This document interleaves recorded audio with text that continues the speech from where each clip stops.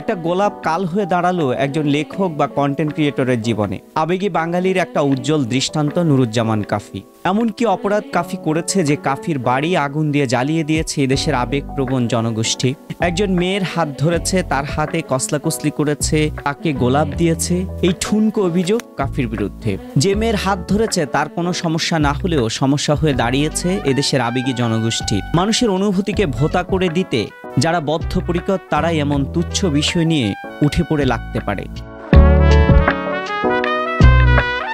একাধিক content creator তাকে গালাগাল করছেন, এমনকি চবর্গীয় শব্দ ব্যবহার করেও তাকে বোকা বলার চেষ্টা করছেন। এটা কি কোনো রক্ষণশীল সমাজের বার্তা দিচ্ছে? যে দেশের মাটি প্রকৃতি রক্ষণশীলতায় বিশ্বাস করে না, যে দেশের নদীগুলো তার জল চুপিসারে বাড়ির আঙ্গিনায় পৌঁছে দিয়ে যায়, যে দেশের বাতাসের মাধ্যমে হাজারো ফুল ফলের প্রজনন ঘটে, সেই দেশের মানুষ এতটা রক্ষণশীল হয়ে উঠছে তা কোনোভাবেই কেউ কামনা করেছে? দুটো বই লেখা ও কচু গাছ আর কয়েল জ্বালিয়ে কুকুর সামনে রেখে বিভিন্ন কন্টেন্ট বানাতো কাফি। একটা সময় যে কাফিকে মাথায় তুলে নাচতে দেরি হয়নি, সেই কাফিকে পায়ের নিচে ফেলে থেতলে দিতে এ জাতির কোনো এক গোষ্ঠীর 1 মিনিটও দেরি হয়নি। নিজের বিশ্বাসের বাইরে গেলে কাউকে সহ্য করতে না পারা যে কোনো সমাজের জন্য খুবই বিপদ। কাফির ঘটনা একটি সিমটম এ জাতি কোন দিকে যাচ্ছে, তার পথ সঠিক কিনা সে বিচার করার সময় এসেছে। কাফি যেমন আবেগ নিয়ন্ত্রণ করতে পারেনি, ফুল দিয়েছে, তা কন্টেন্ট আকারে জাতির সামনে তুলে এনেছে, এমনই কাফির সমালোচকরা তার বাড়িতে বাবা মাকে আটকে রেখে পুড়িয়ে দিতেও দ্বিধা করেনি। সাধু সাবধান। কাফির ভিডিওতে একটি আপত্তিকর জায়গা ছিল যা এই সমাজের অতিমাত্রায় অনুভূতিশীলরা মেনে নিতে পারেননি। কাফি হিজাব ছাড়া মেয়েটিকে ফুল দিয়েছে, অথচ তার পাশে থাকা হিজাব পরিহিত মেয়েটিকে ফুল দেয়নি।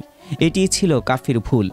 অনেক কন্টেন্ট ক্রিয়েটরের দাবি এর মাধ্যমে হিজাবকে নিরুৎসাহিত করা হয়েছে, অথচ হয়তো কাফির মনের মধ্যে এটা ছিলই না। যে ভুলের কারণে কাফির বই মেলা থেকে প্রত্যাহার করা হয়েছে, এই ইস্যুটি সামনে এনে অনেকে কাফির বিরুদ্ধে কন্টেন্ট বানাচ্ছে, সাইবার বুলিং করা হচ্ছে। তাতেই বোঝা গেল আগামীর বাংলাদেশ কোন পথে হাঁটতে শুরু করেছে। তার কন্টেন্ট নিয়ে যতটা না সমালোচনা, তার বেশি সমালোচনা তার গোলাপ দেয়া নিয়ে। কাফি মাদ্রাসার ছাত্র ছিলেন, মাদ্রাসায় পড়ে কাফি এই কাজটি করা নিয়েও সমালোচনার ঝড়। আমাদের দেশের মানুষকে একটি সুনির্দিষ্ট ছকে বেঁধে ফেলার যে খেলা, তা নিয়ে আসলে নতুন করে ভাবার সময় এসেছে। মাদ্রাসায় পড়লে কোনো ছেলে মেয়েকে ফুল দিতে পারবে না, তার আবেগ অনুভূতি বলতে কিছু থাকতে নেই। মাদ্রাসায় পড়লে ফেরেশতার গুণ চলে আসবে। এসব কুযুক্তি দিয়ে অনেকে কাফিকে কোণঠাসা করার চেষ্টা করেছেন। হয়তো সাময়িক সময়ের জন্য কাফি কোণঠাসা হচ্ছেন, অথচ সুদূর প্রসারীভাবে সমালোচকরাও কোনো না কোনোভাবে ভুক্তভোগী হবেন। দুর্গন্ধকে প্রশ্রয় দিয়ে সাময়িকভাবে নাক বন্ধ করে থাকা যাবে, যার প্রমাণ কাফির বাড়িতে আগুন। আজ হয়তো কাফির বাড়ি জ্বলছে, কাল হয়তো অন্য কারো বাড়ি জ্বলবে।